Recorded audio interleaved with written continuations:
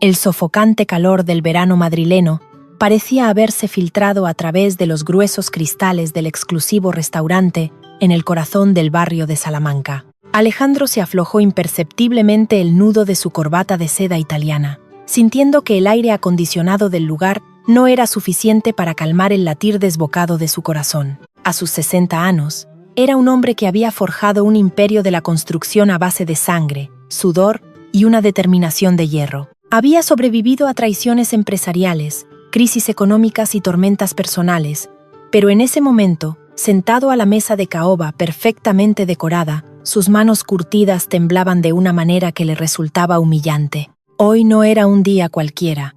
Hoy era el día en que su único hijo, Mateo, iba a presentarles formalmente a la familia de su prometida, Lucia.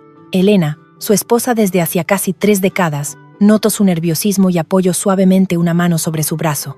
Ella siempre había sido su ancla, una mujer de una elegancia serena que había sabido construir un hogar cálido sobre los cimientos rotos del pasado de Alejandro. Le dedicó una sonrisa tranquilizadora, susurrándole que todo saldría bien, que Mateo era un joven sensato y que Lucía parecía ser una chica excepcional. Mientras tanto, en el vestíbulo del restaurante, Mateo caminaba de un lado a otro, con el teléfono pegado a la oreja. Su voz, normalmente firme y segura, delataba una ansiedad palpable. Al otro lado de la línea, Lucía intentaba calmar a su propia madre.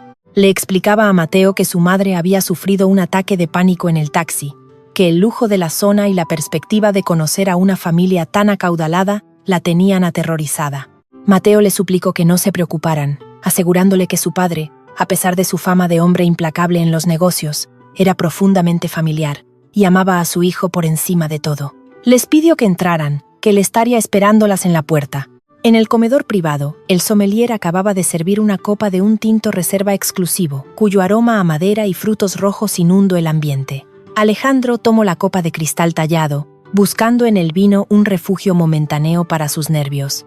Miraba el reloj de oro en su muñeca cada pocos segundos, una costumbre que delataba su impaciencia crónica. De pronto, la pesada puerta de roble macizo se abrió lentamente. El murmullo del restaurante pareció desvanecerse en un instante.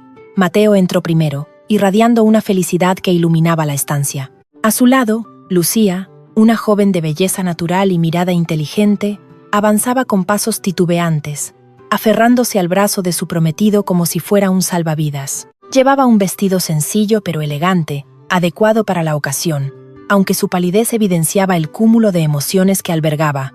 Pero fue la figura que caminaba detrás de Lucía la que hizo que el tiempo se detuviera de golpe. Una mujer de paso lento, vestida con un traje de chaqueta humilde que denotaba años de uso cuidadoso, cruzó el umbral. Llevaba la cabeza gacha, como si el peso invisible de la habitación fuera demasiado para sus hombros. Cuando finalmente levantó el rostro para saludar a los presentes, sus ojos se encontraron directamente con los de Alejandro. El sonido del cristal estrellándose contra el suelo de mármol cortó el aire como un latigazo. La copa se había resbalado de las manos de Alejandro, esparciendo el vino tinto sobre el mantel inmaculado y el suelo, como si fuera una mancha de sangre fresca. Alejandro no parpadeó, no respiró. Su rostro, normalmente bronceado y lleno de vitalidad, perdió todo el color hasta quedar de un blanco sepulcral. Frente a él estaba Carmen. 30 años habían pasado. 30 años de intentar borrar su rostro de sus pesadillas, de intentar ahogar su recuerdo en trabajo extenuante y alcohol. El cabello de Carmen ahora estaba surcado de hilos plateados, y profundas arrugas enmarcaban sus ojos, testigos mudos de una vida de sacrificios y penurias. Pero era ella, la misma mujer que lo había abandonado en la peor etapa de su vida. La misma mujer a la que culpaba de haberle robado las joyas de su madre, el único tesoro de su familia, para huir con otro hombre mientras él yacía en la cama de un hospital tras un accidente que le había arrebatado a su mejor amigo. Carmen se quedó inmóvil, paralizada por el terror absoluto. Sus labios comenzaron a temblar descontroladamente y su respiración se volvió agitada. Sus ojos se llenaron de lágrimas al instante y un gemido ahogado escapó de su garganta. Quería retroceder, salir corriendo, desaparecer de la faz de la tierra antes de enfrentarse a la mirada cargada de odio puro que le dirige a Alejandro. Lucía miró a su madre, completamente desconcertada. Nunca la había visto tan vulnerable, tan aterrorizada. Le preguntó qué le ocurría, pero Carmen no podía articular palabra. Mateo, confundido por la reacción de su padre, se acercó rápidamente preguntando si se encontraba bien, si había sufrido algún mareo. El silencio que siguió fue ensordecedor. Elena, observando la escena con la perspicacia que la caracterizaba, sintió un frío glacial recorriéndole la espina dorsal. Reconoció el nombre que Alejandro murmuró en un susurro ronco, casi inaudible. Carmen, el fantasma del que nadie hablaba en casa. De repente, la parálisis de Alejandro se transformó en una furia ciega y devastadora. Se levantó de golpe, empujando la pesada silla hacia atrás, que cayó al suelo con un estruendo sordo. Apuntó con un dedo tembloroso a Lucía, su rostro contorsionado por una ira que había estado reprimida durante décadas. Gritó que ahora lo entendía todo, que aquella farsa de matrimonio no era más que una trampa. Acusó a Lucía, frente a todos, de ser la semilla de la traición, la hija del amante con el que Carmen había huido 3 décadas atrás. Sus palabras eran como cuchillos afilados, cortando cualquier lazo de cordura y compasión. Lucía se tambaleó, como si hubiera recibido un golpe físico. Las lágrimas brotaron de sus ojos mientras miraba a Mateo, buscando una explicación a aquella locura. Mateo, ciego de dolor y confusión, se interpuso entre su padre y la mujer que amaba. Por primera vez en sus 28 años, alzó la voz contra Alejandro. Le exigió que se callara, que respetara a la madre de su prometida, que explicara de inmediato qué estaba pasando. Elena intentaba desesperadamente agarrar el brazo de su marido, suplicándole en susurros que se contuviera, que no destruyera la vida de su hijo por fantasmas del pasado. Pero Alejandro era sordo a cualquier súplica. Gritó que prefería ver a su hijo muerto antes que casado con la sangre de la mujer que había destruido su vida. Lo más doloroso de aquella escena dantesca era Carmen. Recibía cada insulto, cada acusación, con la cabeza gacha, sin emitir una sola palabra en su defensa. Lloraba en silencio, apretando los puños hasta que los nudillos se le pusieron blancos. Su actitud de resignación total, la misma que Alejandro recordaba del pasado, solo alimentaba más su convencimiento de que ella era culpable de todo. Sin decir una palabra más, Alejandro dio media vuelta y salió del restaurante. Caminó por las calles de Madrid, ajeno al bochorno de la tarde, sintiendo que le faltaba el oxígeno. La vida que había construido con tanto esfuerzo acababa de saltar por los aires en cuestión de segundos. Esa noche, la inmensa casa familiar en La Moraleja parecía un mausoleo. Alejandro se encerró en su despacho de madera oscura, rodeado de libros y recuerdos que de pronto parecían carecer de sentido. Sobre su escritorio, sacó de un cajón secreto una fotografía antigua y desgastada. En ella, un joven Alejandro sonreía abrazado a otro hombre, Diego, su socio, su hermano del alma. Cerró los ojos, y el olor a humo y plástico quemado volvió a inundar sus sentidos. Recordó la vieja fábrica de muebles envuelta en llamas. Recordó cómo las vigas del techo cedían. Recordó la voz de Diego gritándole que saliera, empujándolo hacia la puerta mientras él quedaba atrapado bajo los escombros ardientes. Diego le había salvado la vida a costa de la suya propia. Y su última voluntad, gritada entre las llamas, había sido que cuidara de su esposa embarazada y del hijo que venía en camino. Una promesa sagrada que Alejandro nunca pudo cumplir. Cuando despertó en el hospital, después de semanas en coma, su mundo ya no existía. Su hermano le había contado la cruel realidad. Carmen había vaciado las cuentas, había robado las joyas de su madre enferma y había desaparecido con otro hombre, dejándolo en la ruina y abandonando la memoria de Diego. Desde ese día, el odio se convirtió en su motor, en su única razón para seguir respirando. Mientras tanto, en la otra punta de la ciudad, en un modesto piso del barrio de Vallecas, Carmen lloraba acurrucada en su cama, abrazada a sí misma como si el frío de hace 30 años hubiera regresado para congelarle el alma. Lucía golpeaba la puerta de su habitación, exigiendo respuestas, rogándole a su madre que le dijera que las horribles acusaciones de aquel hombre eran mentira. Pero Carmen no podía hablar. Su garganta estaba bloqueada por un secreto tan monstruoso y doloroso que había preferido sacrificar su propia vida antes de revelarlo. Mateo tampoco había vuelto a casa. Después del escándalo, había llevado a Lucía a su piso y había intentado consolarla en vano. La mañana siguiente, con los ojos inyectados en sangre y el corazón hecho pedazos, se presentó en la oficina de su padre. La discusión que mantuvieron hizo temblar las paredes del edificio. Alejandro le dio un ultimátum. O terminaba su relación con Lucía inmediatamente, o dejaría de ser su hijo. Perdería su trabajo en la empresa, su herencia y su familia. Mateo, mirándolo con una mezcla de decepción y lástima, le respondió que se quedara con su dinero y su amargura. Le juró que no abandonaría a la mujer de su vida por un rencor enfermo que no lograba comprender. Mateo salió de la oficina hecho una furia. subió a su coche y arrancó a toda velocidad, necesitando llegar junto a Lucía para decirle que lucharían juntos. El cielo de Madrid se había oscurecido de repente, desatando una tormenta de verano con una violencia inusitada. El asfalto se convirtió en un espejo resbaladizo bajo la lluvia torrencial. En el despacho, Alejandro observaba la tormenta por el gran ventanal, con el corazón endurecido y la mente nublada por la rabia. Estaba convencido de que estaba haciendo lo correcto, de que estaba protegiendo a su hijo de una familia de estafadores. Entonces, el sonido estridente del teléfono fijo sobre su escritorio rompió el silencio. Alejandro levantó el auricular con lentitud. La voz formal y seria de un agente de la Guardia Civil de Tráfico resonaba al otro lado de la línea. Le preguntaban si era el padre de Mateo. Hubo una pausa que a Alejandro le pareció eterna. Un vacío en el que el tiempo pareció detenerse por segunda vez en menos de 24 horas. El agente le informó de un terrible accidente en la carretera de circunvalación. El mundo se oscureció. El auricular cayó de las manos de Alejandro, colgando del cable mientras él corría hacia la puerta, sintiendo que el pecho le iba a estallar. ¿Qué había pasado exactamente en medio de aquella tormenta? ¿Y qué aterradora verdad descubriría Alejandro entre los pasillos fríos de la sala de urgencias, que amenazaba con destruir la única mentira que lo había mantenido vivo durante 30 años? El trayecto hasta el Hospital Universitario La Paz fue un borrón de luces rojas, sirenas lejanas y el sonido incesante de la lluvia golpeando el techo del coche. Alejandro conducía con una temeridad suicida, saltándose los semáforos, con las manos aferradas al volante con tanta fuerza que los nudillos se le habían puesto lívidos. A su lado, Elena lloraba en silencio, con el rostro cubierto por las manos, rezando plegarias fragmentadas a un Dios en el que apenas recordaba creer. La tormenta sobre Madrid parecía una manifestación física del caos que acababa de devorar sus vidas.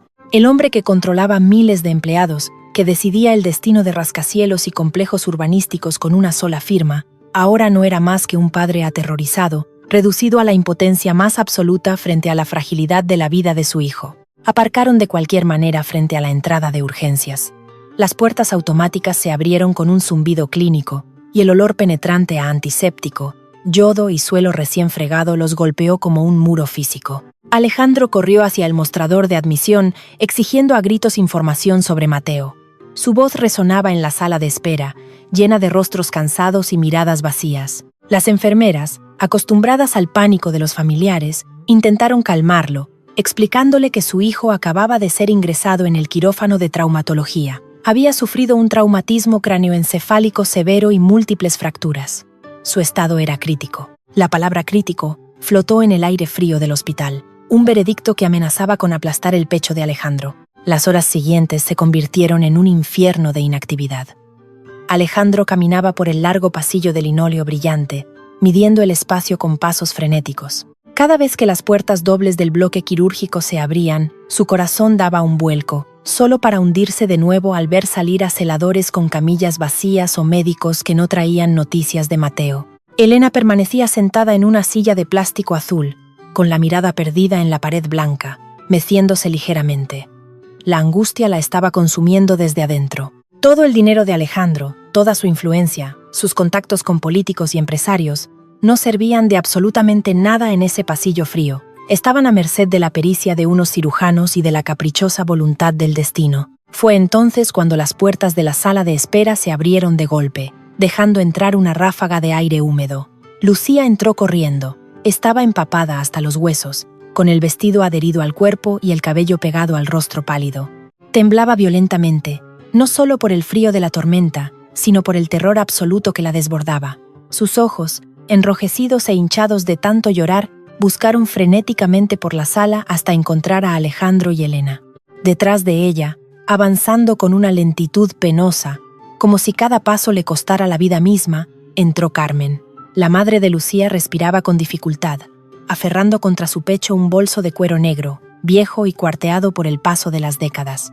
Al ver a la mujer que amaba a su hijo, Elena sintió un impulso maternal y se levantó, pero Alejandro se interpuso como una bestia herida. La visión de Carmen y su hija actuó como un detonante en su mente fracturada por el dolor. Todo el pánico y la desesperación que sentía por la vida de Mateo cristalizaron instantáneamente en una rabia ciega, una furia dirigida hacia el blanco que llevaba odiando 30 años. Alejandro avanzó hacia ellas con pasos amenazadores. Lucía retrocedió instintivamente, levantando las manos como para protegerse, pero él no le prestó atención. Sus ojos estaban clavados en Carmen. Con una voz que era un rugido gutural, rasgado por el dolor y el odio, la acusó de haber traído la desgracia a su familia. Le gritó en medio de la sala de espera que no le había bastado con destruir su juventud, con robarle todo lo que tenía y pisotear la memoria de su mejor amigo, sino que ahora había regresado para arrebatarle lo más valioso que le quedaba, la vida de su propio hijo. La culpó del accidente, asegurando que Mateo jamás habría estado conduciendo ciego de dolor bajo aquella tormenta si no hubiera sido por la sucia trampa que ellas habían urdido. El eco de los gritos de Alejandro hizo que los demás familiares en la sala y el personal de seguridad giraran la cabeza. Un guardia de seguridad dio un paso adelante, pero Elena lo detuvo con un gesto suplicante, aunque ella misma estaba aterrada por la violencia que emanaba de su marido. Lucía, sacando fuerzas de su propio desespero, se puso frente a su madre para escudarla. Con la voz quebrada por el llanto, le suplicó a Alejandro que se detuviera, que no era el momento ni el lugar, que lo único que importaba ahora era que Mateo sobreviviera. Le juró que ellas no querían su dinero, que ella amaba a Mateo con toda su alma y que no entendía de qué pasado ni de qué traición estaba hablando. Pero las palabras de Lucía chocaban contra el muro de odio de Alejandro. Él levantó una mano, ordenándoles que desaparecieran de su vista de inmediato, amenazando con sacarlas a rastras él mismo si no abandonaban el hospital. Y durante todo ese tormento, Carmen siguió siendo un abismo de silencio. No se defendió, no gritó, ni siquiera levantó la mirada para enfrentar los ojos inyectados en sangre de Alejandro. Su cuerpo, frágil y castigado por los años de trabajos precarios limpiando portales y sirviendo mesas en bares de mala muerte, temblaba como una hoja a punto de caer en invierno. Para ella, los gritos de Alejandro no eran una sorpresa, eran la condena que llevaba 30 años esperando recibir. El peso de un sacrificio tan inmenso que había terminado por vaciarla por dentro. Dando un paso torpe hacia atrás, superada por la presión del momento y el terror de estar perdiendo al hombre que su hija amaba, las piernas de Carmen fallaron. Tropezó con sus propios pies. Lucía intentó sostenerla, pero el movimiento brusco hizo que el viejo bolso de cuero negro escapara de las manos entumecidas de Carmen. El bolso cayó al suelo de terrazo con un sonido sordo. Su cierre, oxidado y flojo, se abrió de golpe, vomitando su escaso contenido sobre el suelo del hospital. Cayeron unas llaves, un monedero descolorido, un paquete de pañuelos de papel a medio usar y varios objetos que rodaron por el suelo pulido. Alejandro apartó la mirada con asco, dándoles la espalda para volver junto a la puerta de los quirófanos, incapaz de soportar un segundo más la presencia de aquella mujer. Lucía se arrodilló rápidamente en el suelo para ayudar a su madre a recoger sus pertenencias, llorando en silencio mientras metía los objetos apresuradamente en el bolso. Pero Elena, que se había quedado paralizada observando la escena con una mezcla de piedad y horror, bajó la mirada hacia el suelo. A escasos centímetros de la punta de su zapato, algo brillaba bajo la fría luz fluorescente del pasillo. Era un anillo de oro macizo, pesado y de diseño antiguo, con una esmeralda incrustada en el centro. Elena se quedó sin respiración. Conocía esa joya. La había visto en decenas de fotografías antiguas que Alejandro guardaba con celo. Era el anillo de compromiso de la madre de Alejandro. La joya más valiosa de la familia, el símbolo de la traición. La misma joya que, según la historia que Alejandro le había contado 1000 veces, Carmen había robado para financiar su huida con un amante. Pero algo no encajaba. La mente analítica de Elena comenzó a atar cabos a una velocidad vertiginosa. Si Carmen era la ladrona despiadada que había robado para escapar, ¿por qué conservaba el anillo 30 años después? ¿Por qué no lo había vendido? Al observar a Carmen, era evidente que vivía en la pobreza extrema. Sus zapatos estaban desgastados, su abrigo tenía los puños raídos. Si alguien pasa hambre y frío durante décadas, no conserva una esmeralda de incalculable valor en el fondo de un bolso viejo, a menos que esa joya representara algo completamente distinto a un botín de robo. Mientras Lucía ayudaba a su madre a levantarse, llevándola hacia una esquina alejada de la sala de espera para no provocar más la ira de Alejandro, Elena se inclinó lentamente. Sus dedos temblaban cuando recogieron el frío metal del anillo. Pero no fue lo único que encontró. Junto a la joya, medio escondido debajo de una de las sillas de plástico, había otro objeto que había salido despedido del bolso. Era una grabadora de casete. Un aparato antiguo, de plástico negro y grueso, propio de finales de los años 80. Estaba cubierto por una fina capa de polvo incrustado en las ranuras del altavoz como si no se hubiera limpiado en años, pero un trozo de cinta adhesiva mantenía firmemente cerrada la tapa protectora de la cinta magnética que aún albergaba en su interior. Elena recogió la grabadora, ocultando ambos objetos rápidamente en los amplios bolsillos de su chaqueta de punto. Su corazón latía con una fuerza desmesurada contra sus costillas. Una sensación de vértigo se apoderó de ella. Las palabras que la difunta madre de Alejandro solía repetir en sus últimos años de vida, cuando el Alzheimer le había devorado casi todos los recuerdos, regresaron a la memoria de Elena como un relámpago. La anciana, postrada en una cama y mirando a la nada, solía murmurar llorando: «Carmen no fue. Perdóname, niña. El anillo. La grabadora. Javier lo hizo». Elena nunca había comprendido a qué se refería su suegra. Alejandro siempre descartaba esos murmullos como los delirios de una mente enferma y senil. Además, Javier, el hermano menor de Alejandro, el hombre que ahora se sentaba en la vicepresidencia de la empresa familiar, siempre había sido el principal acusador de Carmen, el testigo clave que juró haberla visto robar y huir. Con una excusa murmurada hacia Alejandro de que necesitaba ir al servicio para lavarse la cara, Elena se alejó caminando rápido por el pasillo. Su respiración era corta y superficial. Entró en el baño de mujeres, comprobando que estuviera vacío, y se encerró en el último cubículo. El silencio allí estaba roto solo por el goteo constante de un grifo mal cerrado. Con manos temblorosas, Elena sacó la vieja grabadora de su bolsillo. Pasó el pulgar por la tecla de reproducción, dudando un instante. Estaba a punto de cruzar una línea de la que no habría retorno. Si sus sospechas eran ciertas, la vida que habían construido, la narrativa que había sostenido el matrimonio de Alejandro y el imperio familiar, estaba cimentada sobre una mentira de proporciones monstruosas. Cerró los ojos, tomó una profunda bocanada de aire con olor a desinfectante y presionó el botón de play con firmeza. Un fuerte siseo de estática llenó el pequeño espacio del cubículo, seguido de un carraspeo agónico y una respiración fatigada. Luego, una voz anciana y rota, cargada de una culpa insoportable, comenzó a hablar desde el abismo de las últimas 3 décadas, pronunciando palabras que amenazaban con destruirlo absolutamente todo. Qué terrible confesión ocultaba esa cinta magnética olvidada por el tiempo, y qué papel oscuro había jugado el propio hermano de Alejandro en la condena de una mujer inocente. El siseo rasposo de la cinta magnética parecía amplificarse en el pequeño y frío cubículo del vano, ahogando incluso el sonido de la tormenta que seguía azotando los ventanales del hospital. Elena apretó la grabadora contra su pecho, como si temiera que el aparato fuera a desintegrarse, mientras la voz frágil y agónica de la madre de Alejandro, fallecida hacía ya 3 años, comenzaba a desgranar una verdad tan espantosa que amenazaba con asfixiarla. La anciana, tosiendo débilmente entre cada frase, relataba los hechos ocurridos 3 décadas atrás con una lucidez escalofriante, una lucidez que el Alzheimer le había arrebatado al final de sus días, pero que en el momento de grabar esa cinta estaba intacta. Confesaba que Alejandro había vivido una mentira.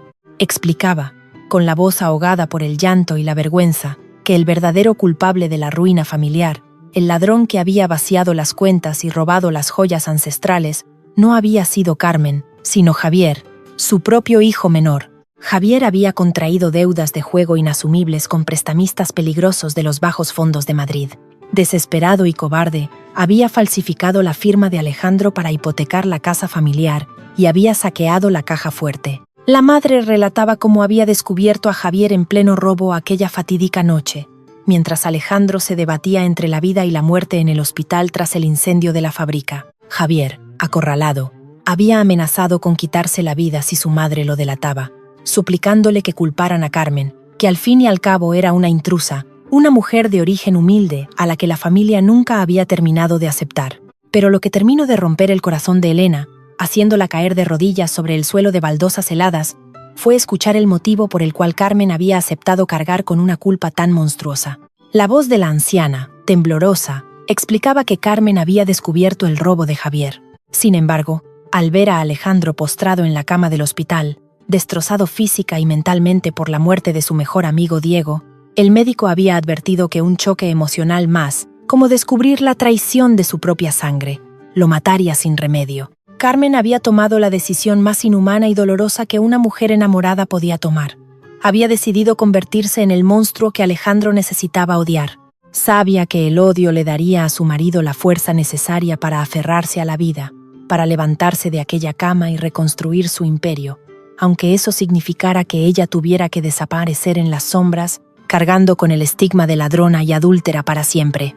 La madre de Alejandro confesaba que, carcomida por la culpa horas antes de que Carmen abandonara la ciudad en secreto, le había entregado el anillo de Esmeralda y aquella grabación como única prueba de su inocencia, pidiéndole perdón de rodillas por no tener el valor de enfrentarse a su propio hijo Javier. La cinta llegó a su fin con un golpe seco. Elena se quedó en silencio, con las lágrimas empapando el cuello de su blusa de seda. 30 años. 30 años durante los cuales su marido había alimentado un monstruo de rencor, maldiciendo el nombre de una mujer que había sacrificado su honor, su juventud y su amor verdadero solo para mantenerlo con vida.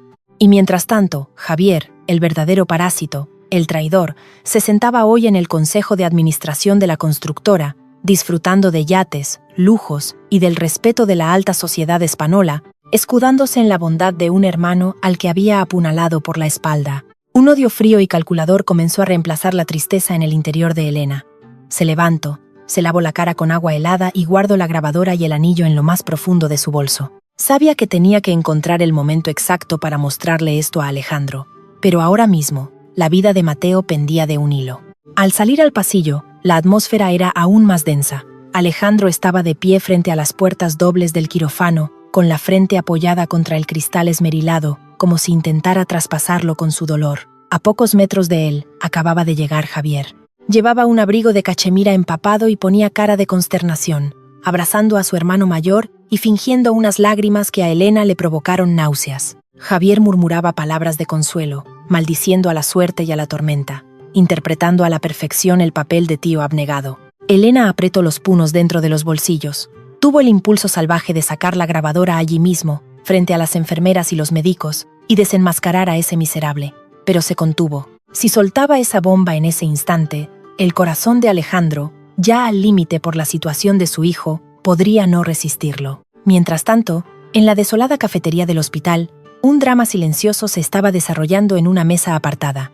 Lucía, con los ojos secos de tanto llorar, miraba fijamente a su madre. Carmen tenía la mirada perdida en un vaso de café de máquina que se había enfriado hacía rato. La mente de la joven era un caos de preguntas sin respuesta. Los insultos de Alejandro, la acusación de ser la semilla de la traición, la reacción inerte de su madre, nada tenía sentido. Lucía tomó las manos asoladas por el trabajo de su madre y le exigió la verdad.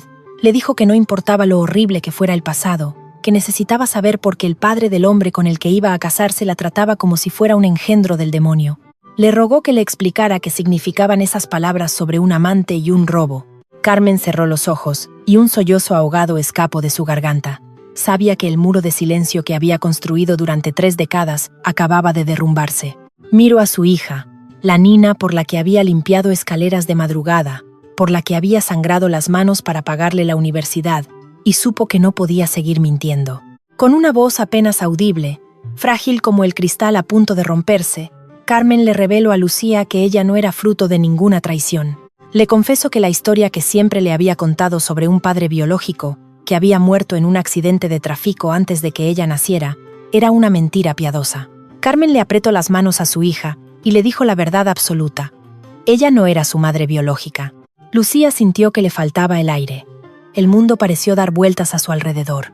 Carmen continuó hablando sin detenerse, como si las palabras se atropellaran por salir después de tanto encierro.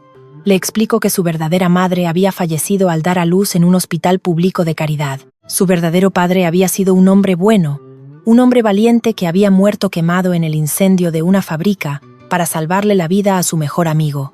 Ese amigo era Alejandro. El verdadero padre de Lucía era Diego. Carmen había buscado a la nina después de ser repudiada por la familia de Alejandro. Al descubrir que los parientes de la difunta esposa de Diego habían abandonado a la bebé en un orfanato por falta de recursos, Carmen, viéndose sola en el mundo y sintiendo una deuda inmensa con la memoria de Diego, la había adoptado ilegalmente sobornando a una monja del hospicio con los únicos ahorros que le quedaban de su trabajo como costurera. Ella la había salvado de una vida de miseria institucional, criándola como propia, amándola con una ferocidad que solo una madre de verdad puede sentir y protegiéndola de la familia tóxica de Alejandro que la habría despreciado por ser huérfana. Lucía lloraba desconsoladamente, asimilando que toda su identidad era una construcción basada en el amor desinteresado de aquella mujer rota. Ella era la hija del Salvador de Alejandro, y Alejandro, en su ceguera de odio, acababa de escupirle a la cara a la hija del hombre que le había dado la vida. De vuelta en el pasillo de urgencias, Elena finalmente se acercó a Alejandro. Lo tomó del brazo y lo alejó suavemente de Javier, guiándolo hacia una pequeña sala de espera familiar que en ese momento estaba vacía. Le dijo que necesitaba que se sentara, que necesitaba que fuera fuerte, porque había algo que tenía que escuchar de inmediato, algo que cambiaría el curso de sus vidas para siempre. Alejandro, exhausto y con los ojos inyectados en sangre, se dejó caer en un sillón, mirando a su esposa con incomprensión. Elena sacó la grabadora de su bolso, sus manos temblando levemente. Le dijo que sabía que era el peor momento posible, pero que la mentira no podía vivir un solo segundo más bajo su techo. Justo cuando el dedo de Elena se posaba sobre la tecla de reproducción, un sonido agudo, estridente y continuo comenzó a sonar desde el interior de los quirófanos. Era el monitor cardíaco, un código azul. La puerta de cristal se abrió de golpe, y dos enfermeras salieron corriendo hacia el banco de sangre, gritando que el paciente estaba perdiendo los signos vitales.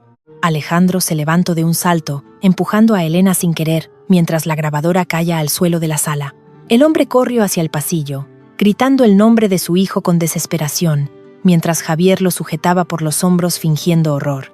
¿Sobrevivirá Mateo al colapso en el quirófano, o se llevará a la tumba la posibilidad de redención de su padre antes de que éste logre escuchar la verdad que yace tirada en el suelo? El sonido ensordecedor del monitor cardíaco parecía taladrar las paredes blancas del pasillo de urgencias, un pitido agudo y continuo que anunciaba la línea plana entre la vida y la muerte. Para Alejandro, ese sonido era el colapso de su propio universo.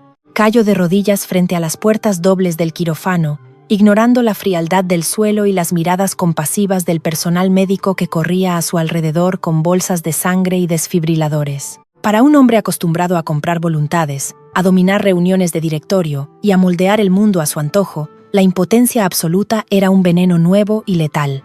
Se agarró el cabello con ambas manos, un gesto primitivo de desesperación, rogando en silencio a un Dios que había ignorado durante décadas que tomara su vida a cambio de la de Mateo.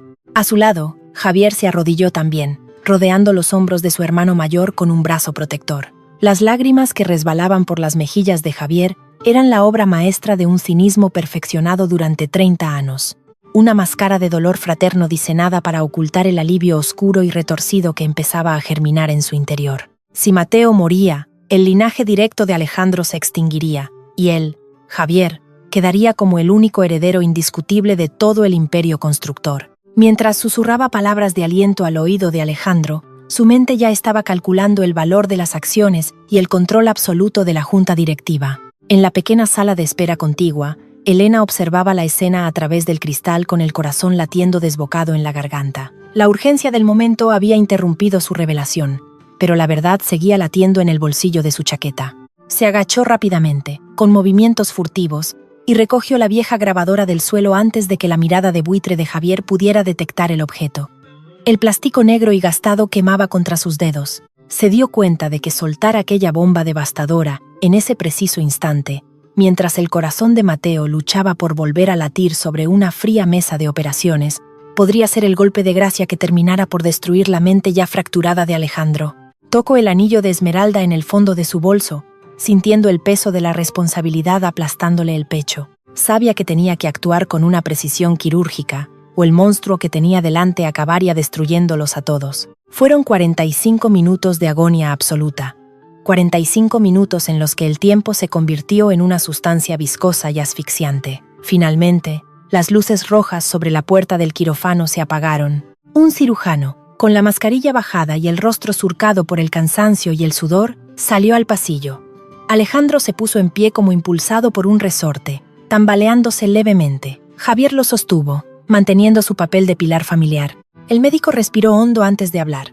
Dijo que habían logrado reanimarlo, que el corazón de Mateo volvía a latir por sí mismo, pero que el traumatismo craneal había provocado una inflamación severa en el cerebro.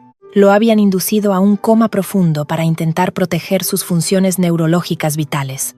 El pronóstico era extremadamente reservado, un eufemismo médico para decir que las próximas 48 horas dictarían si Mateo despertaría alguna vez, o si se desvanecería lentamente en las sombras.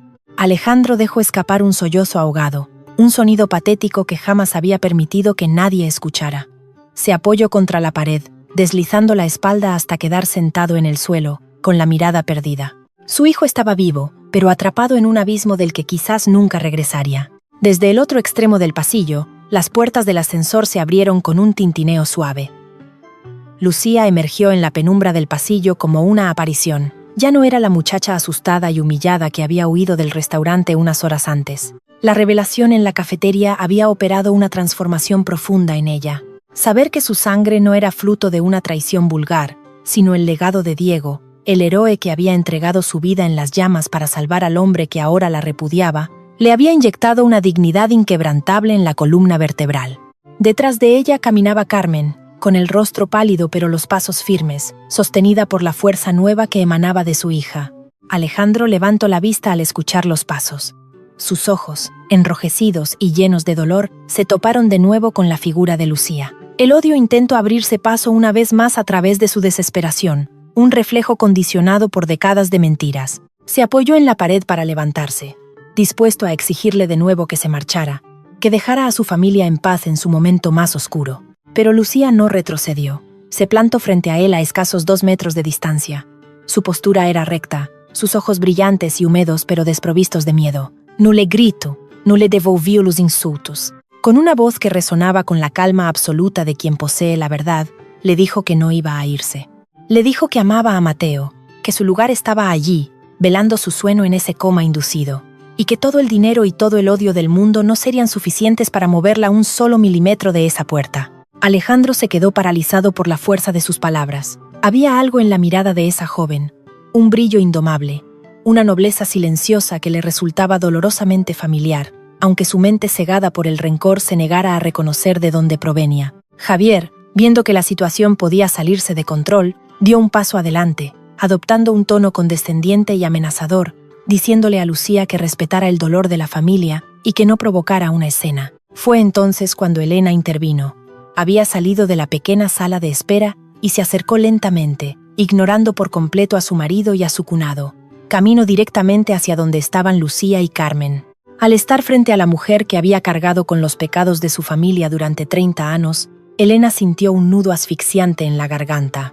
Observó las manos agrietadas de Carmen, su ropa humilde, el cansancio infinito grabado en cada surco de su rostro. Elena cruzó la escasa distancia que las separaba. Las miradas de ambas mujeres se encontraron.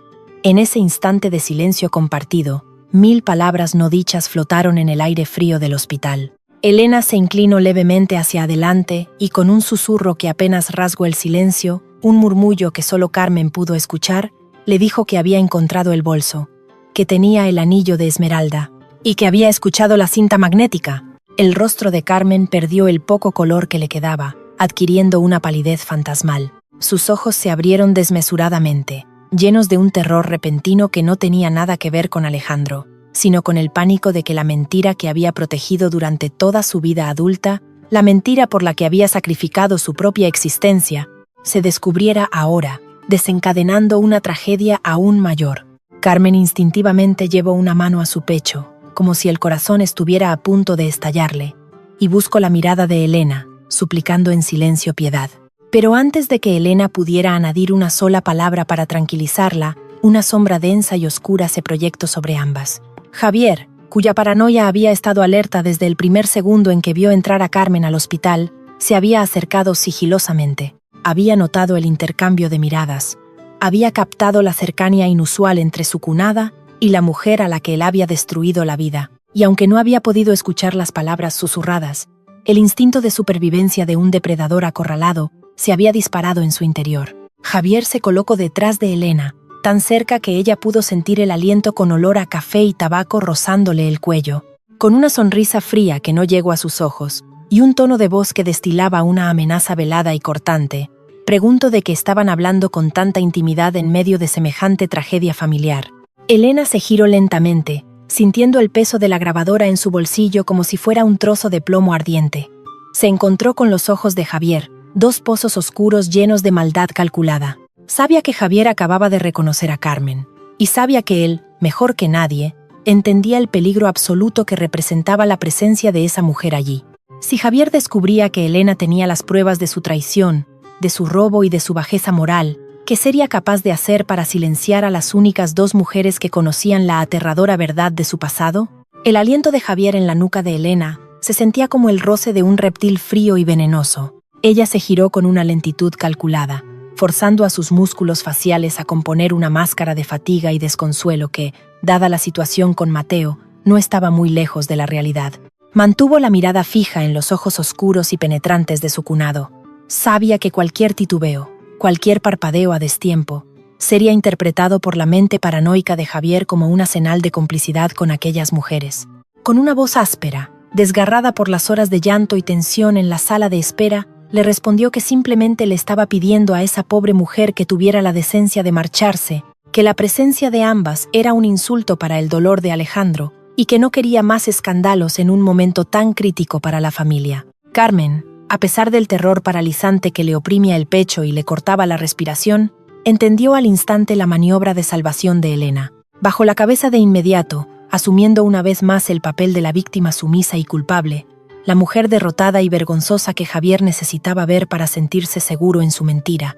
Lucía, sin embargo, no comprendía el complejo juego de miradas y alianzas silenciosas que se estaba desarrollando a su alrededor. Estaba a punto de protestar, de reclamar a viva voz su derecho a quedarse junto a la puerta de la UCI velando al hombre que amaba, cuando su madre le apretó la mano con una fuerza inusitada. Fue un agarre desesperado, una advertencia muda que le ordenaba callar por el bien de todas. Javier escudriñó los rostros de las tres mujeres, sus ojos moviéndose con la rapidez de un depredador calculando las debilidades de sus presas. Su mente, entrenada en el arte del engaño y la manipulación financiera durante décadas, buscó grietas en la coartada de Elena. Su mirada descendió y se detuvo críticamente en el bolso que Elena aferraba contra su abdomen con una fuerza casi convulsiva. Los nudillos de la mujer de su hermano estaban completamente blancos por la presión. Javier entrecerró los ojos. Un escalofrío de pura paranoia le recorrió la espina dorsal. Recordó, con una nitidez incómoda, las últimas semanas de vida de su madre. Recordó sus balbuceos inconexos en la cama del sanatorio, sus lágrimas repentinas y sus amenazas veladas sobre pruebas guardadas y verdades que un día saldrían a la luz. Él siempre había creído, o querido creer, que eran los delirios de una mente anciana podrida por la demencia senil. Pero, ¿y si no lo eran? ¿Y si la vieja, en un momento de lucidez traicionera, había dejado algún rastro físico de su cobarde confesión antes de perder la razón por completo? Con un tono que pretendía ser conciliador y protector, pero que destilaba un veneno inconfundible para quien supiera escucharlo, Javier le dijo a Elena que ella, como señora de la casa, no debía preocuparse por tratar con esa clase de gentuza de los barrios bajos. Se ofreció, con una sonrisa helada, a escoltar a Carmen y a su hija bastarda fuera del recinto hospitalario personalmente, asegurando que él mismo se encargaría de instruir a los guardias de seguridad en la puerta principal para que no les permitieran volver a pisar la zona de cuidados intensivos. Extendió una mano impecablemente manicurada hacia el brazo de Carmen, un gesto que en la superficie parecía cortés, pero que ocultaba la firme intención de arrastrarla por la fuerza hacia los ascensores si mostraba la menor resistencia. Lucía se interpuso entre el hombre de negocios y su madre con la fiereza primitiva de una leona protegiendo a su cría acorralada. Le advirtió a Javier, mirándolo directamente a los ojos sin parpadear, que no se atreviera a ponerle una mano encima a su madre. Su voz, clara, potente y libre de cualquier complejo de inferioridad, resonó en el pasillo silencioso, atrayendo nuevamente las miradas curiosas de los escasos médicos residentes y enfermeras del turno de noche que transitaban por allí. Lucía le dejó claro a ese hombre de traje italiano impecable y alma profundamente corrompida que no tenían miedo de su dinero ni de sus amenazas veladas, que vivían en un estado de derecho y que absolutamente nadie iba a moverlas de la sala de espera hasta que Mateo despertara y decidiera él mismo quién quería tener a su lado. Javier esbozó una sonrisa torcida, una mueca asimétrica de desprecio absoluto que deformó sus facciones atractivas. Estaba a punto de replicar con crudeza, de utilizar todo el peso de su influencia y sus contactos en el patronato del hospital para exigir al director médico la expulsión inmediata de aquellas dos mujeres indeseables, cuando un gemido ronco, profundo y cargado de un dolor insoportable, los interrumpió abruptamente. Era Alejandro. Se había levantado del frío suelo del pasillo con extrema dificultad, apoyando todo su peso contra la pared blanca. Parecía haber envejecido 10 o 15 años en las últimas escasas horas. Su traje caro a medida estaba irremediablemente arrugado, Su corbata de seda deshecha colgaba tristemente de su cuello, y su rostro, habitualmente lleno de color y determinación, era ahora una máscara espantosa de ceniza y desesperanza. Alejandro caminó hacia el pequeño grupo con pasos arrastrados, como si llevara grilletes invisibles en los tobillos. La acalorada discusión a su alrededor le parecía un eco lejano e incomprensible, un ruido estéril que perturbaba la agonía lacerante que lo consumía por dentro. Se detuvo frente a su hermano menor y su esposa. Miró a Lucía con una mezcla de profundo agotamiento y una extraña, inquietante fascinación que su cerebro se negaba a procesar. Cada vez que la joven alzaba la barbilla con esa actitud orgullosa y desafiante frente a Javier, cada vez que sus ojos oscuros brillaban con esa indignación pura y justa, algo en la memoria más profunda y enterrada de Alejandro se removía violentamente. Era un gesto inconfundible, una chispa vital de carácter que había visto miles de veces en su propia juventud. En el rostro de un hombre leal que había reído a carcajadas, compartido sueño y bebido vino barato junto a él antes de que el fuego infernal se lo llevara todo. Pero la mente de Alejandro, rígidamente condicionada por 30 largos años de mentiras repetidas y resentimiento cultivado día a día, rechazó la dolorosa conexión al instante. Sacudió la cabeza pesadamente, como si intentara espantar una ilusión cruel. Con una voz frágil y quebrada, totalmente desprovista de la autoridad tiránica que lo caracterizaba en los consejos de administración, le pidió a Javier que dejara las cosas estar. Dijo que no le quedaban fuerzas en el cuerpo para seguir peleando guerras absurdas, que si esa muchacha insistía en quedarse a velar el sueño comatoso de su hijo, que se quedara donde estaba. Alejandro afirmó, con una vacuidad espantosa en la mirada, que ya nada de eso importaba, que todo el dinero acumulado en las cuentas suizas, todo el prestigio social y el orgullo herido, eran simples cenizas si Mateo no volvía a abrir los ojos. Javier fingió asombro y una profunda resignación cristiana, asintiendo con la cabeza despacio mientras apoyaba una mano consoladora y firme en el hombro encorvado de su hermano mayor. Le dijo con voz suave que tenía toda la razón, que lo único primordial en ese instante era la recuperación del muchacho, y que todos debían calmarse y descansar. Le sugirió a Alejandro, con falsa solicitud, que fuera junto a Elena a una de las salas de descanso reservadas para los familiares de los pacientes VIP para intentar dormir unas horas, asegurándole solemnemente que él mismo se quedaría montando guardia estoica frente a las puertas batientes de la UCI y les avisaría ante el menor cambio médico. Elena sintió una punzada aguda de pánico en la boca del estómago. No podía, bajo ninguna circunstancia, dejar a Alejandro a solas o a merced de las maquinaciones de Javier.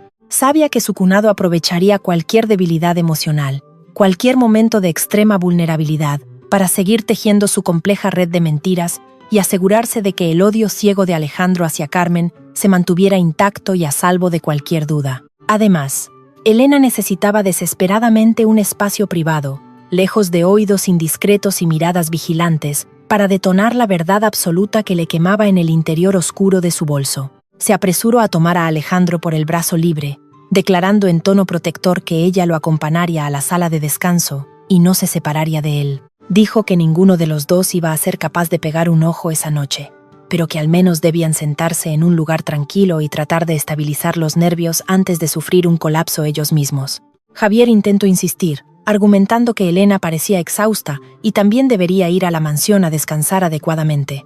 Pero Elena se mantuvo firme como una roca, clavando una mirada gélida y desafiante directamente en los ojos de su cunado. Una mirada dura que le advirtió en un lenguaje silencioso que sus manipulaciones psicológicas ya no tenían ningún efecto sobre ella. Caminaron despacio, casi arrastrando los pies, por el largo pasillo iluminado por las luces fluorescentes que parpadeaban con un zumbido eléctrico molesto. El sonido furioso de la tormenta en el exterior había amainado ligeramente, convirtiéndose en una lluvia constante, áspera y melancólica que resbalaba incesantemente por los enormes ventanales del moderno edificio. Encontraron una pequeña sala de descanso aparentemente vacía al final del silencioso corredor. Era un espacio reducido, iluminado tenuemente, amueblado con 2 sofás de cuero sintético negro bastante gastados, una máquina expendedora de café que emitía un zumbido grave y una mesita baja de cristal llena de revistas del corazón atrasadas y folletos médicos.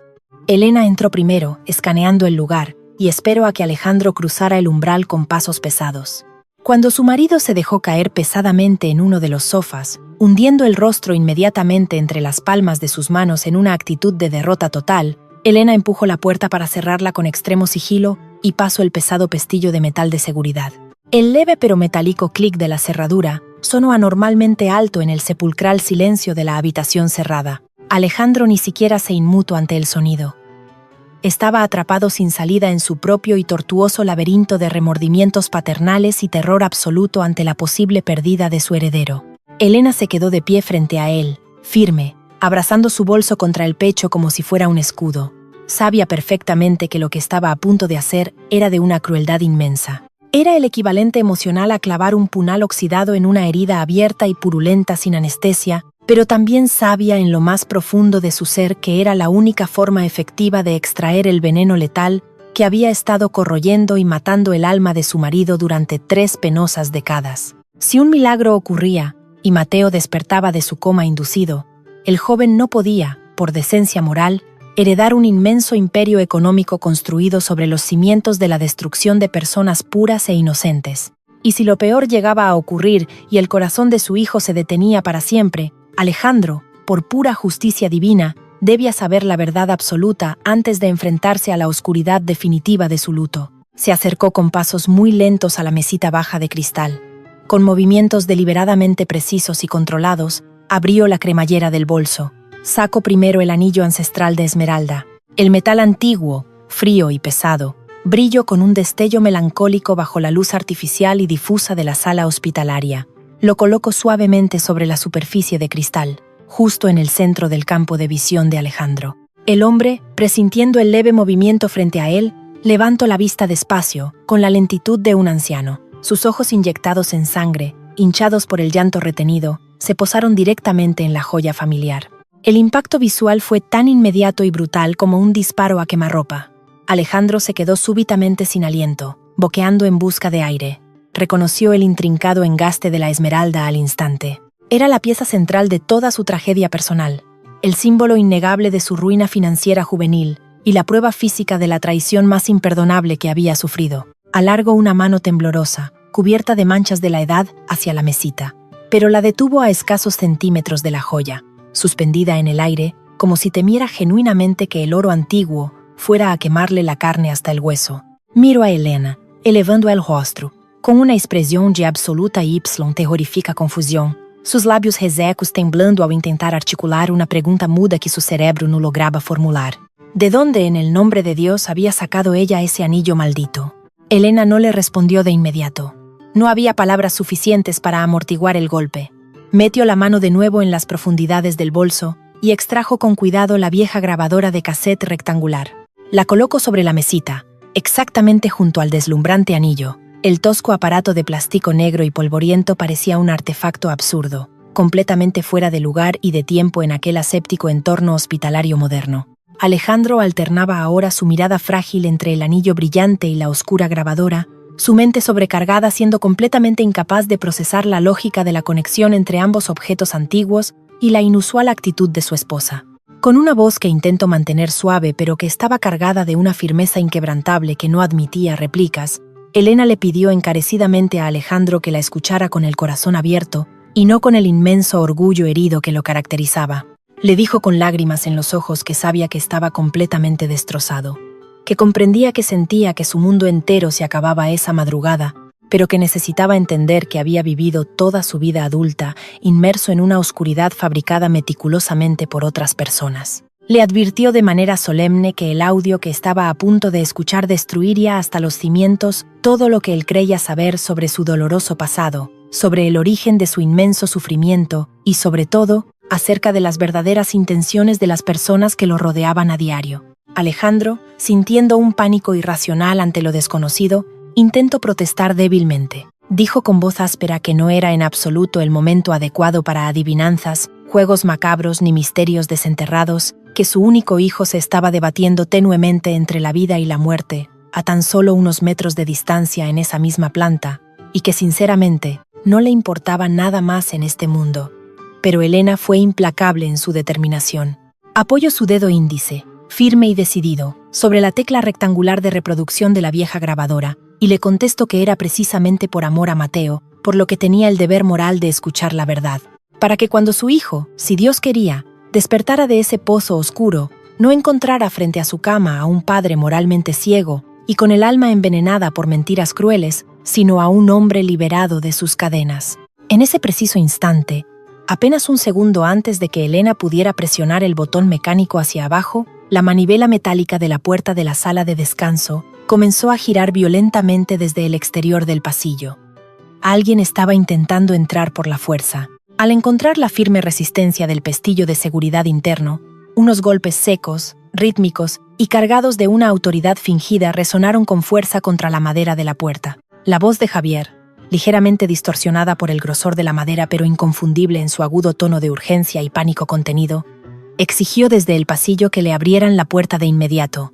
Gritaba el nombre de su hermano repetidas veces, fingiendo una alarma médica que encubría magistralmente un terror puramente personal. Alegaba a gritos que había novedades repentinas sobre el inestable estado clínico de Mateo, que un médico especialista acababa de salir de la UCI y los estaba buscando con extrema urgencia por todo el pabellón. Alejandro se levantó del sofá de un solo salto impetuoso. La repentina inyección de adrenalina en su torrente sanguíneo borrando momentáneamente el brutal cansancio físico de su cuerpo. El simple nombre de su hijo pronunciado en tono de alarma actuó como un resorte biológico.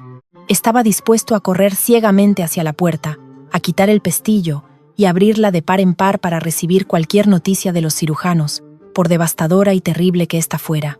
Pero Elena se interpuso rápidamente en su camino bloqueando la salida, agarrándolo fuertemente de las solapas de su costosa chaqueta con una fuerza nacida de la pura desesperación. Lo miró fijamente y de frente a los ojos dilatados de él, transmitiéndole físicamente toda la extrema urgencia y el terror latente que ella misma sentía ante Javier. Le ruego, casi suplicando, que no abriera esa puerta bajo ningún concepto. Le aseguro con total convicción que Javier estaba mintiendo descaradamente, que ella podía escuchar desde allí que el sonido regular de las máquinas de soporte vital de la UCI seguía siendo rítmico y estable, y que era absolutamente falso que hubiera ningún médico buscándolos en ese momento. Los golpes furiosos en la puerta se intensificaron, convirtiéndose rápidamente en patadas sordas y desesperadas. Desde el exterior, Javier amenazaba a viva voz con llamar de inmediato a los guardias de seguridad del hospital para derribar la puerta a la fuerza, argumentando a gritos que Elena estaba sufriendo una severa crisis nerviosa aguda y podía hacerle un grave daño físico a su hermano, quien ya estaba en estado de shock. La elaborada máscara del buen tío preocupado y el hermano menor abnegado se estaba agrietando a pedazos rápidos bajo la aplastante presión de la paranoia y el miedo a ser descubierto. Javier, con su agudo sentido de observación, había visto a Elena agacharse y guardar algo voluminoso y secreto en su bolso inmediatamente después de que a la mujer vagabunda se le cayeran sus escasas pertenencias desparramadas en el suelo del pasillo. Su afilado instinto de supervivencia criminal le decía a gritos que la temida caja de Pandora de su familia estaba a escasos segundos de abrirse definitivamente en el interior de esa pequeña habitación cerrada. Alejandro miraba el rostro desencajado de su esposa, totalmente desconcertado, sintiéndose como si estuviera atrapado sin escapatoria en una pesadilla surrealista y cruel. ¿Por qué demonios su propio hermano intentaba echar abajo la puerta de la sala de descanso a patadas? ¿Por qué su esposa, siempre tan serena y comedida, lloraba frente a él y le suplicaba agarrada a su ropa que no le abriera la puerta a su propia sangre? Sabiendo con certeza que el precioso tiempo se agotaba irremediablemente, que en cuestión de meros segundos los imponentes guardias de seguridad aparecerían en el pasillo,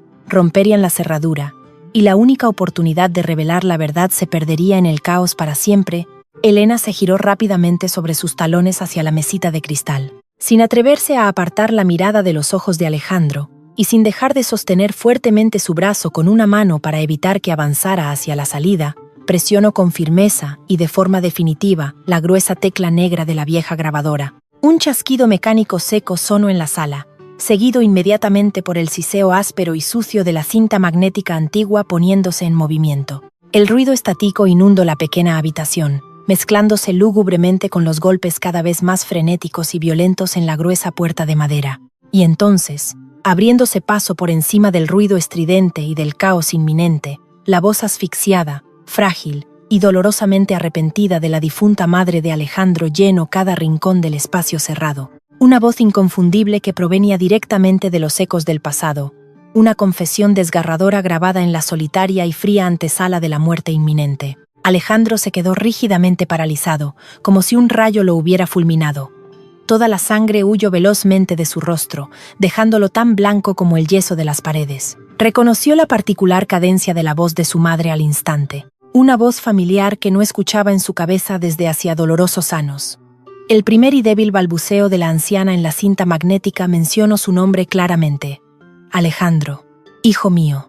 Un ruego angustioso pidiéndole perdón infinito por la inmensa cobardía que había marcado una vida entera de silencio cómplice. Como si el sonido del más allá tuviera poder físico, los furiosos golpes en la puerta cesaron de golpe, abruptamente. En el solitario pasillo exterior, Javier también había reconocido y escuchado claramente el eco fantasmal de esa voz quebrada filtrándose a través del panel de madera. El absoluto y pesado silencio que siguió a los golpes fue infinitamente más aterrador que todo el ruido anterior. La grabación continuó su implacable marcha, incesante, narrando con crudo detalle la lejana noche de la gran traición. La voz de la anciana, entrecortada por ataques de tos grabados hace décadas, comenzó a describir detalladamente cómo se había levantado de la cama y había bajado sigilosamente al gran despacho principal en plena madrugada, cómo había encontrado la pesada puerta de la caja fuerte abierta de par en par. Alejandro había dejado de respirar por completo. Sus pupilas se dilataron desmesuradamente mientras la inconfundible voz de su propia madre, desde el fondo del tiempo, articulaba con profundo asco y vergüenza el nombre del verdadero y despreciable ladrón. El nombre exacto del hombre mezquino que había falsificado magistralmente su firma en los documentos bancarios y había robado impunemente el brillante futuro de su naciente familia. El nombre del mismísimo hombre que, en ese exacto instante de revelación brutal, estaba parado pálido y tembloroso al otro lado de la fina puerta de madera, escuchando impotente el relato detallado de su propia condena irrefutable. Cómo procesar a la mente fragmentada de Alejandro esta monumental revelación que destroza y pulveriza los cimientos mismos de su existencia y sus odios, y qué acto desesperado ejecutar a Javier ahora que su secreto más oscuro y criminal ha sido finalmente expuesto a plena luz frente al hermano al que arruinó la vida. El silencio que devoró la pequeña sala de descanso cuando la cinta magnética llegó a su fin fue absoluto, más pesado que el hormigón armado y más frío que la muerte misma. La voz de la anciana, que había cruzado 3 décadas de silencio para impartir justicia desde la tumba, se desvaneció dejando tras de sí un eco que destruía por completo los cimientos de la existencia de Alejandro. El magnate de la construcción, el hombre que no se doblegaba ante ministros ni banqueros, cayó de rodillas sobre el suelo de linoleo. No fue un tropiezo físico, sino el colapso total de un alma aplastada por el peso incalculable de la culpa. Durante 30 años, había alimentado a una bestia oscura en su interior. Había justificado su dureza, su frialdad emocional y su adicción enfermiza al trabajo basándose en la supuesta traición de Carmen. Y ahora, el velo de la mentira había sido arrancado de la forma más brutal posible. Carmen no le había robado nada. Carmen le había regalado la vida. Había aceptado el destierro, la humillación pública, la pobreza extrema y el odio eterno del hombre que amaba, todo para evitar que él muriera de dolor en una cama de hospital, al descubrir que su propio hermano era una rata miserable. La magnitud de ese sacrificio, un acto de amor puro y desinteresado que desafiaba toda lógica humana, cortó la respiración de Alejandro, provocándole un llanto sordo, convulsivo, que le sacudía los hombros con una violencia aterradora. Elena, con lágrimas resbalando en silencio por sus propias mejillas, no hizo ningún ademán de levantarlo. Sabía que Alejandro necesitaba atravesar ese infierno de remordimiento, que debía quemarse en las cenizas de su propio orgullo para poder renacer. Se acercó a la mesita, guardó la grabadora y el anillo de esmeralda nuevamente en su bolso con extrema lentitud, y esperó. En el pasillo, los golpes habían cesado. El silencio de Javier era la confirmación definitiva de su culpa. Alejandro apoyó las palmas de las manos en el suelo, levantándose con la lentitud de un hombre que acaba de envejecer un siglo en pocos minutos. Su rostro estaba surcado por las lágrimas, sus ojos inyectados en sangre, pero había un brillo nuevo y aterrador en su mirada. Ya no era el odio ciego de un hombre enganado, sino la determinación glacial de un verdugo que finalmente conoce la identidad del verdadero asesino.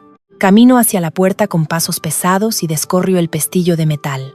Al abrir la puerta de par en par, se encontró frente a frente con Javier.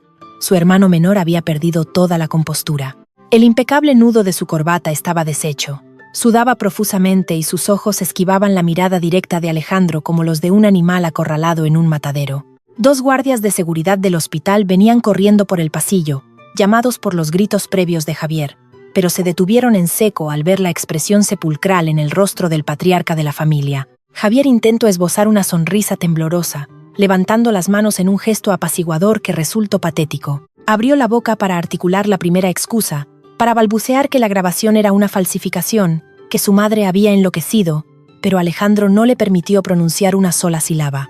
Con un movimiento rápido e inesperado, lo agarró por el cuello de la camisa a medida, estampándolo contra la pared del pasillo, con una fuerza que nadie habría creído posible en un hombre de su edad y en su estado de agotamiento. El golpe seco de la cabeza de Javier contra el yeso resonó en todo el pabellón. Alejandro acercó su rostro al de su hermano, tan cerca que Javier pudo sentir el aliento áspero y cargado de dolor exhalando de su boca. Con un susurro ronco, apenas audible pero cargado de una furia destructiva, Alejandro le comunicó su sentencia. Le dijo que había escuchado la voz de su madre. Le dijo que sabía lo de las deudas de juego, lo de la firma falsificada y el chantaje emocional que había destruido la vida de Carmen. Javier comenzó a llorar, unas lágrimas cobardes, suplicando perdón por la sangre que compartían, apelando a los lazos familiares que él mismo había profanado 30 años atrás. Pero en los ojos de Alejandro ya no había piedad para él. Lo soltó con un empujón lleno de asco, dejándolo caer de rodillas. Sin elevar la voz, Alejandro se dirigió a los guardias de seguridad, ordenándoles que sacaran a ese hombre del hospital inmediatamente, y que si intentaba volver a acercarse a la planta de cuidados intensivos, llamaran a la policía. Luego, mirando a su hermano por última vez con un desprecio absoluto, le informó que al amanecer un equipo de auditores externos revisaría hasta el último céntimo de la vicepresidencia de la empresa y que sus abogados se encargarían de que no le quedara ni un solo euro a su nombre. Le declaró, con la frialdad de un juez dictando una sentencia de muerte, que desde ese preciso instante dejaba de ser su hermano, que para él no era más que un cadáver insepulto. Javier fue arrastrado por los guardias hacia los ascensores, sollozando y protestando débilmente, mientras su mundo de lujos y mentiras se desmoronaba irremediablemente. Alejandro no se quedó mirando cómo se lo llevaban. Se giró lentamente y comenzó a caminar en dirección opuesta, hacia la zona donde se encontraba la sala de espera principal de la UCI. Cada paso le exigía un esfuerzo titánico. Las piernas le temblaban y el corazón le latía con una arritmia dolorosa, pero una necesidad desesperada de redención lo empujaba hacia adelante. Elena caminaba unos pasos por detrás de él, custodiando la retaguardia de un hombre roto que iba a enfrentarse a su mayor pecado. Al llegar a la antesala de los quirófanos, la luz pálida de la madrugada comenzaba a filtrarse por los ventanales. La tormenta había pasado, dejando un cielo gris y un silencio exhausto en la ciudad. Sentadas en unas sillas de plástico, abrazadas la una a la otra en un mutuo consuelo silencioso, estaban Carmen y Lucía. Ninguna de las dos había pegado un ojo.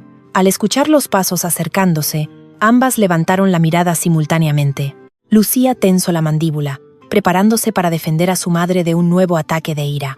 Carmen, sin embargo, vio algo diferente en la postura del hombre que se acercaba. Los hombros de Alejandro estaban hundidos, su caminar era arrastrado, y la altivez tiránica que siempre lo rodeaba como un aura maligna había desaparecido por completo. Alejandro se detuvo a 1 metro de distancia de ellas.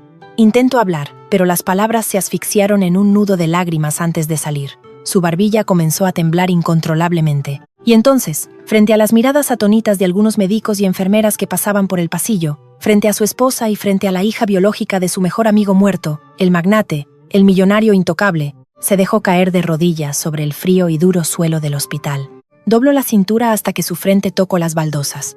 Fue un acto de sumisión total, una rendición absoluta ante la enormidad de su propio error, un sollozo desgarrador broto de lo más profundo de su ser. Con la voz fracturada por décadas de dolor inútil, pronunció el nombre de Carmen, pidiéndole un perdón que él mismo sabía que no merecía. Le confesó que había escuchado la grabación, que sabía que Javier era el verdadero ladrón, que finalmente comprendía que ella había caminado por el infierno durante 30 años solo para que él pudiera seguir respirando después de la muerte de Diego. La imploró que lo perdonara por haberla condenado, por haberla insultado, por haber sido tan ciego, tan soberbio y tan estúpido como para creer en las mentiras de un cobarde en lugar de confiar en el amor incondicional de su esposa. El llanto de Alejandro era el sonido de un muro de piedra desmoronándose. Lucía miró la escena completamente paralizada, sin saber cómo reaccionar ante la fragilidad repentina de aquel hombre que horas antes había parecido un monstruo despiadado. Pero Carmen reaccionó como solo ella sabía hacerlo. No hubo rencor en sus ojos, ni aires de superioridad, ni reproches largamente guardados. Se levantó despacio, con las rodillas castigadas por los años de fregar escaleras, y se arrodilló frente a Alejandro. Con sus manos agrietadas y asoladas por el trabajo duro, tomó el rostro de Alejandro y lo obligó a levantar la mirada. Las lágrimas corrían por el rostro de Carmen, pero había una paz inmensa, una serenidad casi celestial en su expresión. Le dijo con una voz suave, la misma voz que él había amado en su juventud, que nunca lo había odiado, que cada día que trabajó limpiando suelos o sirviendo mesas, lo hizo pensando en que gracias a ese silencio, él seguía vivo, construyendo edificios, formando una familia, existiendo. Le aseguro que el odio duele mucho más a quien lo carga que a quien lo recibe, y que ella había dejado ir ese dolor hacía mucho tiempo por el amor a Lucía, la hija que Diego le había encomendado proteger. Alejandro agarró las manos de Carmen y las besó, llorando amargamente, sintiendo que un océano de culpa empezaba lentamente a drenar de su alma. Luego, giró su rostro para mirar a Lucía. Vio en la curva de sus cejas, en la intensidad de sus ojos oscuros, el espíritu indomable de Diego, el hombre que había ardido en las llamas para salvarlo. Le pidió perdón a ella también. Le pidió perdón por haberla llamado bastarda, por haber repudiado la sangre del hombre al que le debía su propia existencia. Le juró que jamás volvería a interponerse entre ella y Mateo, que sería un honor para el que la hija de su héroe formara parte de su familia, si ella algún día encontraba en su corazón la piedad suficiente para perdonar a un viejo insensato. La tensión que había ahogado el ambiente durante toda la noche comenzó a disiparse, reemplazada por una frágil y dolorosa reconciliación. Elena se acercó, apoyando una mano en el hombro de su marido y otra en el de Carmen, uniendo a los supervivientes de aquella tragedia en un pacto silencioso de sanación. En ese momento de profunda vulnerabilidad compartida, las pesadas puertas dobles de la unidad de cuidados intensivos se abrieron con un sonido neumático. Un médico jefe, con la mascarilla en la mano y el rostro relajado, camino hacia el grupo. Todos se pusieron en pie de un salto, con los corazones detenidos a la espera del veredicto final. El cirujano miró a Alejandro y le esbozó una pequeña sonrisa de alivio. Les informo que la presión intracraneal había descendido milagrosamente, que el coma inducido había cumplido su propósito protector y que, contra todo pronóstico médico, Mateo estaba empezando a despertar y respondía a los estímulos básicos. Estaba fuera de peligro. Un grito ahogado de alegría escapó de los labios de Lucía, quien abrazó a su madre con todas sus fuerzas. Alejandro y Elena se abrazaron, llorando abrazados a la vida que el destino les había devuelto.